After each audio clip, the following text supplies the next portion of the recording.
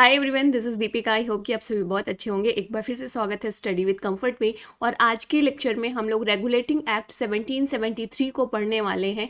हम ये समझने की कोशिश करेंगे कि क्या कारण थे जिसकी वजह से रेगुलेटिंग एक्ट 1773 लाना पड़ा, और साथ ही साथ हम की कंपोनेंट्स, की एलिमेंट्स देखेंगे रेगुलेटिंग एक्ट 1773 के। और इसके साथ हम डिस्कस करेंगे क्रिटिसिज्म कि भाई इसमें खामियां क्या थी, इसकी शॉर्टकमिंग्स थी। देन हम अपने आंसर को कंक्लूड करेंगे। तो ये आज का कुछ डिस्कशन रहने वाला है। आज के इस डिस्कशन का ये पार्ट रहने वाले हैं, ये पॉइंट्स रहने वाले हैं। आई होप कि आपको वीडियो पसंद आएगा और रेगुलेटिंग एक्ट 1773 की एक कॉम्प्रिहेंसिव अंडरस्टैंडिंग डेवलप होगी। आपको रट्टा ना मारना पड़े। मेरा मेन एम यही है कि आप कंसेप्ट को समझो, सिनेरियो को समझो, जिससे कि पॉइंट्स की रट्टा ना मारना पड़े, आपको एक अंडरस्टैंडिंग डेवलप हो जाए और आपको लॉन्ग टर्म के लिए याद रहे। Okay, exam point of view से इंपॉर्टेंट है, चाहे आप सेमेस्टर एग्जाम दे रहे हो या फिर कोई कॉम्पिटेटिव एग्जाम्स दे रहे हो, उसके लिए भी बहुत इंपॉर्टेंट हो जाता है। जैसे कि UGC net examination, other entrance examination में ये काम आएगा आपके। तो वीडियो पसंद आएगी तो वीडियो को लाइक करिएगा। अगर आप पहली बार चैनल में आए हैं तो चैनल को सब्सक्राइब करिएगा। इंस्टाग्राम पे फॉलो करिएगा। इंस्टाग्राम की लिंक आपको इस वीडियो के डिस्क्रिप्शन बॉक्स में मिल जाएगी, जहां पर आप डायरेक्टली कम्युनिकेट कर सकते हैं मेरे साथ में। तो रेगुलेटिंग एक्ट 1773 की बात करें तो ये एक इम्पॉर्टेंट पीस ऑफ लेजिस्लेशन था जो ब्रिटिश पार्लियामेंट के द्वारा लाया गया था। जो भी इंडिया में ईस्ट इंडिया कंपनी जो ऑपरेट कर रही थी, उसको रिफॉर्म करने के लिए और उसको रेगुलेट करने के लिए, मतलब जो ईस्ट इंडिया कंपनी का ऑपरेशन था इंडिया में, उसकी गवर्नेंस को रिफॉर्म और रेगुलेट करने के लिए। तो क्यों ज़रूरत पड़ी थी रिफॉर्म और रेगुलेट करने की ईस्ट इंडिया कंपनी के फंक्शनिंग को? बहुत सारे कारण हैं। सबसे इम्पॉर्टेंट थिंग ये है कि ईस्ट इंडिया कंपनी 1772 के आसपास एक फाइनेंशियल क्रंच से गुजरती है। फाइनेंशियल क्राइसिस जो है ईस्ट इंडिया कंपनी की इस हद तक पहुंच जाती है कि इसे ब्रिटिश गवर्नमेंट के सामने लोन के लिए अप्लाई करना पड़ता है। तो जो ब्रिटिश पार्लियामेंट थी, जब वो फाइंड आउट करते हैं कि प्रॉब्लम्स क्या है, ईस्ट इंडिया कंपनी की फाइनेंशियल क्राइसिस इतनी बुरी हालत पे क्यों है, तो कारण ये मिलता है कि जो जो ईस्ट इंडिया कंपनी की फंक्शनिंग है उसमें बहुत करप्शन है, नेपोटिज्म है, एक तरीके से मिसमैनेजमेंट है कंपनी के रिसोर्सेज का, कंपनी के फंक्शनिंग का। जो ऑफिशियल हैं ईस्ट इंडिया कंपनी में, वो पर्सनल ट्रेड पे इन्वॉल्व हैं। तो यहाँ पर कन्फ्लिक्ट ऑफ इंटरेस्ट आ जा रहा है। जो भी ऑफिसर्स हैं ईस्ट इंडिया कंपनी के, वो पर्सनल ट्रेड पे फोकस करने लग जाते हैं, तो ओवरऑल कंपनी का जो परफॉर्मेंस है वो डाउन होता है। तो यहाँ पर कन्फ्लिक्ट ऑफ इंटरेस्ट देखने को मिलेगा। कन्फ्लिक्ट ऑफ इंटरेस्ट का बेसिक मतलब यही है कि जब जो कंपनी में काम करने वाले लोग हैं, वो अपने पर्सनल इंटरेस्ट को कन्फ्लिक्ट पाते हैं विद द कंपनी के इंटरेस्ट से। ओके, ये चीज़। देन तो ये कुछ प्रॉब्लम्स चल रही थी जिसकी वजह से जो आपके ईस्ट इंडिया कंपनी की हालत इतनी बुरी थी, और जिसके कारण ऐसी जो ब्रिटिश पार्लियामेंट है उसको ज़रूरत पड़ी कि हमें कुछ रेगुलेशन करना पड़ेगा, कुछ रिफॉर्म्स लाना पड़ेगा। तो इस जो 1773 का एक्ट है, इसके द्वारा सबसे इम्पोर्टेंट यही था कि इसने जो जो भी ऑफिसर्स थे ईस्ट इंडिया कंपनी में, उनके प्राइवेट कॉमर्स, पर्सनल कॉमर्स को, उनका जो डोनेशन लेते थे नेटिव से, ब्राइबरी लेते थे, उसको इलीगल बना दिया।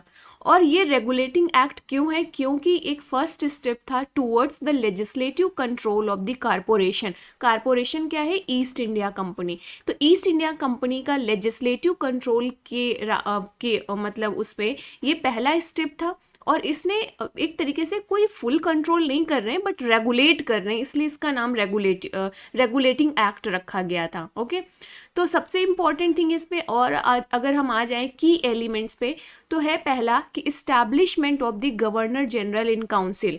अब आप देखोगे कि भाई एक मैकेनिज्म डेवलप की जाएगी ना, अगर रेगुलेशन करना है ब्रिटिश पार्लियामेंट को इंडिया में ईस्ट इंडिया कंपनी के ऊपर, तो क्या करेंगे? कुछ मैकेनिज्म्स डेवलप करेंगे भाई, अपने लोगों को वहाँ बैठाएंगे जिससे कि उसको कंट्रोल कर सकें, सुपरवाइज कर सकें। ओके, तो यहाँ पर पहला स्टेप लिया जाता है कि वो एक गवर्नर जनरल इन काउंसिल को स्टैब्लिश करते हैं।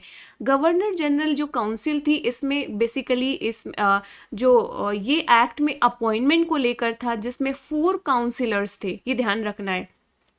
गवर्नर जनरल इन काउंसिल में 4 मेंबर्स थे जो रिप्रेजेंट कर रहे थे इसको, और एक तरीके से ये जो 4 काउंसलर्स हैं ना, ये सुपरवाइज करेंगे ईस्ट इंडिया कंपनी के फंक्शनिंग को। तो सबसे इंपॉर्टेंट थिंग कि जैसे होता है ना कि कोई मुद्दा है, कोई इशू आ रहा है, तो एक कमेटी बना दो, वो कमेटी टेक केयर करेगी उस फंक्शन की। तो यहाँ पर भी कुछ ऐसा ही था कि जो भी मिसमैनेजमेंट, मिस फंक्शनिंग हो रही थी ईस्ट इंडिया कंपनी में, उसको टेक केयर करने के लिए एक 4 मेंबर की गवर्नर जनरल इन काउंसिल बना दी गई। अब ये governor general in council overall supervise करेगी फंक्शनिंग ऑफ द कंपनी को, ध्यान रखिएगा। और वॉरेन हेस्टिंग को पहली governor general of this presidency of the fort William यहाँ पर अपॉइंट किया जाता है, तो ये भी ध्यान रखिएगा। सेकेंड इंपॉर्टेंट थिंग क्या की गई यहाँ पर कि जो मद्रास और बॉम्बे की प्रेसिडेंसी थी, वहाँ के जो कुछ इसको under the control of Bengal ला दिया गया। देखो 3 प्रेसिडेंसी हैं, अब यहाँ पर बंगाल की जो प्रेसिडेंसी थी उसके अंडर कंट्रोल पे इन दोनों प्रेसिडेंसी को ऑलमोस्ट ला दिया गया। जो आपकी बॉम्बे थी और जो आपकी मद्रास थी, इसको बंगाल के अंडर में लाया गया। स्पेशली फॉरेन पॉलिसी का जो मैटर था ना, वो बंगाल के अंडर पे आ गया कि अभी जो ये मद्रास एंड बॉम्बे हैं, ये खुद कोई वॉर को नहीं डिक्लेयर कर सकती हैं without the permission, without the approval of the Bengal. तो बंगाल का जो गवर्नर जनरल होगा वो यहाँ पर ज़्यादा सुपीरियर हो गया, you can say that.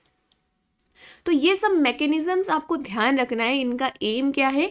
East India company की फंक्शनिंग को सुपरवाइज करना, रेगुलेट करना। यहाँ पर और आपको एक्सपेंशन ऑफ बंगाल प्रेसिडेंसी देखने को मिलेगा, जहाँ पर territories of the Bihar and Orissa को ऐड किया जाता है बंगाल की प्रेसिडेंसी में। और इसके बाद और एक इम्पॉर्टेंट चौथा जो पॉइंट है वो है सुप्रीम कोर्ट इन कलकत्ता का इस्टेब्लिशमेंट करना।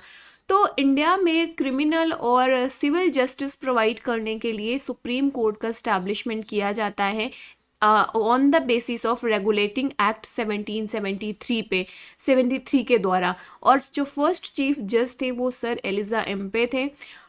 इन्होंने ये फर्स्ट जज, चीफ जज बनते हैं सुप्रीम कोर्ट के। मुझे कमेंट करके बताइएगा कि जो सुप्रीम कोर्ट इन कलकत्ता इस्टेब्लिश की गई थी वो तो किसके आधार पर की गई थी? Regulating act 1773। बट कब की गई थी ये मुझे बताइएगा कमेंट करके, कि जो सुप्रीम एक्ट है उसको सुप्रीम कोर्ट को इस्टेब्लिश कब किया गया था।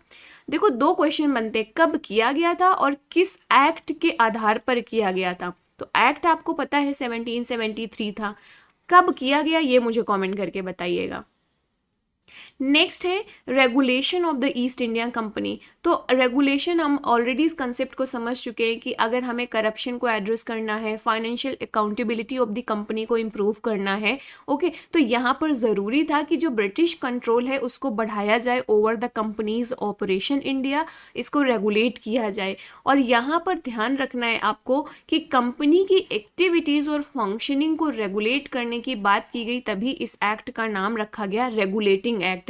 यहाँ पर British parliament complete take over नहीं करती है, कंप्लीट कंट्रोल नहीं करती है ईस्ट इंडिया कंपनी के ऊपर। ये बहुत ही ग्रेजुअल होगा। आगे के आने वाले एक्ट्स पे हम देखेंगे कि ब्रिटिश पार्लियामेंट धीरे धीरे कंप्लीट कंट्रोल कर लेती है।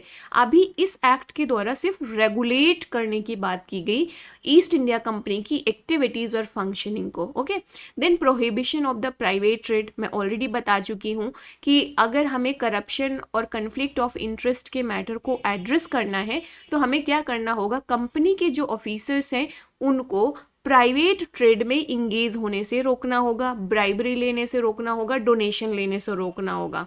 ओके, तो ये ध्यान रखना है। Increased parliamentary oversight. इस लेजिस्लेटिव एक्ट के द्वारा आप देखोगे कि ब्रिटिश पार्लियामेंट की जो नज़र है ईस्ट इंडिया कंपनी के अफेयर में वो बढ़ जाती है। और एक तरीके से एक क्यों बढ़ जाती है? क्योंकि अब कंपनी को अपने रेगुलर रिपोर्ट्स, अपनी अकाउंट डिटेल्स, अपने ऑपरेशन एंड एक्टिविटीज़ की डिटेल इनको सबमिट करनी पड़ती है ब्रिटिश गवर्नमेंट के सामने, मतलब ब्रिटिश पार्लियामेंट में। और इस तरीके से ग्रेटर स्क्रूटनी हो पाएगी कंपनी की एक्टिविटीज़ एंड फंक्शनिंग में। और इस आधार पर पूरा मैकेनिज्म डेवलप किया गया रेगुलेट करने के लिए। तो यहाँ पर ये पॉइंट सारे इंपॉर्टेंट हैं। ओके कि पहला तो governor general in council 4 member की, एंड जो मद्रास एंड बॉम्बे प्रेसिडेंसी है इसके स्पेशली फॉरेन मैटर्स को भी बंगाल के अंदर में ला दिया गया, और ईस्ट इंडिया कंपनी को रेगुलेट किया गया, प्राइवेट ट्रेड को प्रोहिबिट किया गया, और जो ब्रिटिश पार्लियामेंट थी उसकी ओवरसाइट को यहाँ पर इंक्रीज किया गया। क्रिटिसिज्म की बात करें अगर, तो आप देखोगे कि इन की एलिमेंट्स में कहीं पर भी इंडियंस की जो बात है ना वो कहीं पर नहीं की जा रही है कि भाई इंडियंस को क्या ज़रूरत है, इंडियंस की प्रॉब्लम्स क्या हैं, उनका सलूशन क्या है, कहीं पर ये बात नहीं हुई। तो इस रेगुलेटिंग एक्ट के द्वारा इंडियंस की जो कंप्लेन है उनको एड्रेस नहीं किया जाता है, वो एज इट इज़ बनी रहती है। इंडियंस की प्रॉब्लम्स इस टाइम आप देखोगे जो ईस्ट इंडिया कंपनी थी वो अपने प्रॉफिट को, अपने रेवेन्यू को इंक्रीज करने के एफर्ट्स कर रहे थे, और इस पूरी प्रोसेस में प्रॉब्लम्स किसको हो रही थी, इंडियंस को। इंडियन फार्मर्स की जो सिचुएशन थी, इंडियन ट्रेडर्स की सिचुएशन थी, वो बुरी हालत हो रही थी। तो ये कुछ नहीं, इंडियंस की प्रॉब्लम्स को इस पे मेंशन नहीं किया गया। देन सुप्रीम कोर्ट अथॉरिटी जो इस्टेब्लिश की गई थी कलकत्ता पे, उसका अथॉरिटी या ज्यूरिडिक्शन अनक्लियर था। मतलब सुप्रीम कोर्ट की जो ज्यूरिडिक्शंस है उसकी क्लैरिटी आपको देखने को यहाँ पर नहीं मिलेगी। देन इसके साथ साथ हम इस एक्ट को किस लिए लाए थे कि हम कारपोरेशन के में जो ऑफिशियल करप्शन एंड नेपोटिज्म हो रहा था उसको टैकल कर सकें, लेकिन इसका इम्पैक्ट कुछ बहुत ज़्यादा नहीं पड़ा। जो टॉप ऑफिशियल्स थे या जो इनका फॉर्मल तरीका था करप्शन करने का, वो फॉर्मल तरीके से करते रहे। मतलब करप्शन एंड नेपोटिज्म कर रहे थे लेकिन फॉर्मल तरीके से कर रहे थे, अब इनफॉर्मल तरीके से नहीं कर रहे थे। तो ये फॉर्मल वे पे इनका करप्शन अभी भी जारी रहा, तो कुछ खास इम्पैक्ट पड़ा नहीं था। तो ये थे क्रिटिसिज्म। कंक्लूजन की अगर हम बात करें तो 1773 एक्ट एक इम्पॉर्टेंट माइलस्टोन हो जाता है British colonial rule in India में, और बेसिकली जो भी कंपनी के इश्यूज थे गवर्नेंस को लेकर, ऑपरेशन को लेकर, उस पर रिफॉर्म करने के लिए लाया गया। और आपको ध्यान रखना है ये चीज़ कि ये एक इम्पॉर्टेंस कमेंसमेंट था ब्रिटिश लेजिस्लेटिव का over the companies regime in India. यहाँ से शुरुआत होती है ब्रिटिश गवर्नमेंट की एंट्री। तो नेक्स्ट लेक्चर में हम लोग पिट्स इंडिया एक्ट 1784 को पढ़ेंगे डिटेल में। यहाँ पर भी इसके जितने भी की एलिमेंट्स हैं उसको हम पढ़ेंगे। तो ये था आज का lecture regulating act 1773। I hope कि आपको समझ में आया होगा, और प्लीज़ अगर वीडियो पसंद आएगी तो वीडियो को लाइक करिएगा, चैनल को सब्सक्राइब करिएगा अगर आपने अभी तक नहीं किया है, और इंस्टाग्राम पर फॉलो करना मत भूलिएगा जहाँ पर आप डायरेक्टली कम्युनिकेट कर सकते हैं मेरे साथ। और yes, this is all for today. Thanks for watching, thanks for all the love and support. See you in the next video. Bye, take care, keep learning.